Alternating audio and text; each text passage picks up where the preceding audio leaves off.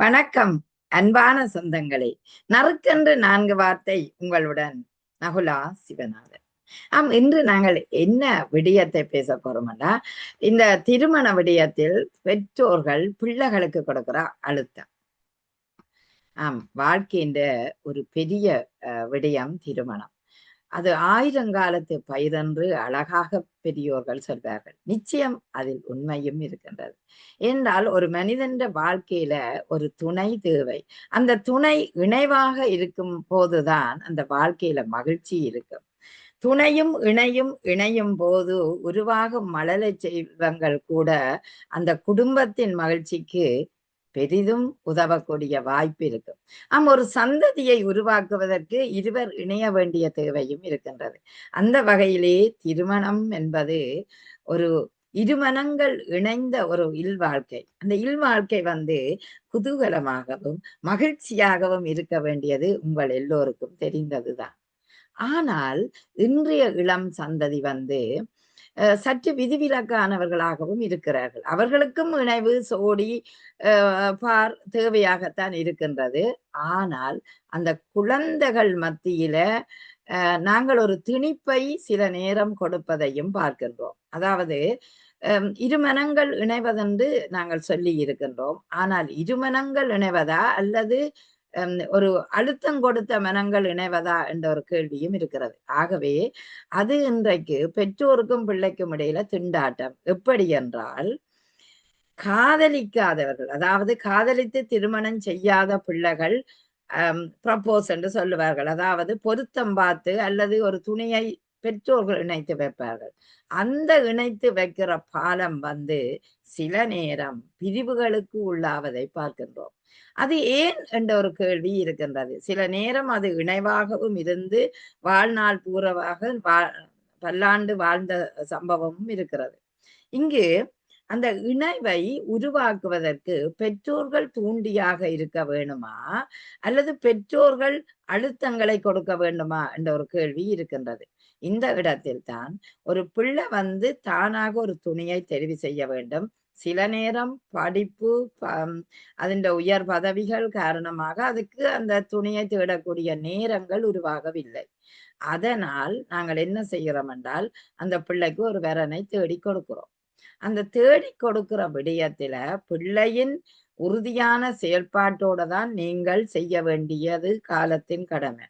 ஆனா அப்படி இல்லாம நீங்க விரும்பினது எல்லாவற்றையும் அவர் ஏற்றுக்கொள்ள வேண்டும் என்று திணிப்பது எந்த வகையில சரியானது? இப்படி பல பிள்ளைகள் மிக வேதனையோட சொன்ன அனுபவத்தை நான் உங்களிடம் பகிர்கின்றேன். அதாவது திணிப்பு சில நேரம் இனிப்பாகலாம். அந்த திணிப்பு மெல்ல பாயும் நீர் பாய்ச்சப்படும் பயிரை வளர்க்கிற மாதிரி இருந்தால் அது இனிப்பாகலாம். ஆனால் இங்குதான் கேள்விக்குறி இருக்கிறது. நீங்கள் ஒரு வன்முறைகளையும் வன் சொற்களையும் பிரயோகித்து அந்த பிள்ளையை ஒரு கட்டுப்பாடுக்குள் கொண்டு வர வேண்டும் என்று நினைப்பது மகா தவறு. பெற்றோர்கள் நீங்கள் இதை செய்கிறீர்களா? யோசித்து பாருங்கள். உங்கள் பிள்ளைகளை நீங்கள் கொலைக்களத்துக்கு அனுப்புவதற்கெல்லாம் சரியானது. அப்படி ஒருபோதும் செய்யாதீர்கள். பிள்ளை வாழ வேணும். பருவத்தே பயிர் செய்வது காலத்தின் காலம் நமக்கு கற்றுத்தந்தது. ஆனால் சில பிள்ளைகளுக்கு திருமணம் தாமதமாகலாம். ஆனால் தாமதமானாலும் நல்ல வரன் சில நேரம் கிடைத்துவிடும். பிள்ளைகளோட பேசுங்கள். நன்றாக பேசுங்கள். தோழர்கள் போல் அவர்களோட பழகிக் கொள்ளுங்கள். அவர்களுடைய இணைப்பு பாலத்தில மகிழ்ச்சி அடையுங்கள். நிச்சயம் உங்களோட பிள்ளை நன்றாக வாழ வேணும் என்றதுதான் நினைப்பீர்கள். இறைவன் எல்லாருக்கும் படைத்திருக்கிறான் ஒருவனுக்கு ஒருத்தி என்று. அந்த படைப்பு காலம் உரிய காலம் வரத்தான் யாவும் நிறைவேறும். ஆகவே பொறுமையும் இருக்க வேண்டும். அந்த அன்பும் ஆயுதமாக்கப்பட வேண்டும். அணைப்பும் ஆயுதமாக்கப்பட வேண்டிய தேவை இருக்கின்றது. ஆகவே காலம்தான் எல்லாவற்றையும் தீர்மானிக்கும். அது நிச்சயமாக உண்மை. ஒரு காலம் வராமல் நீங்கள் எதுவுமே செய்ய முடியாதது அனுபவத்தின் உண்மை. ஆகவே அந்த உரிய காலம் வர நீங்களும் தேடிக்கொள்ளுங்கள். யாரோ ஒருவன் அமைவான். அந்த பிள்ளைக்கும் விருப்பமான பகுதிகள் ஊடாக நீங்கள் இணைத்துக் கொள்ளுங்கள். அப்போதுதான் அந்த குழந்தையும் சந்தோஷமாக நிறைவான ஒரு வாழ்க்கைக்குள்ள செல்லும்.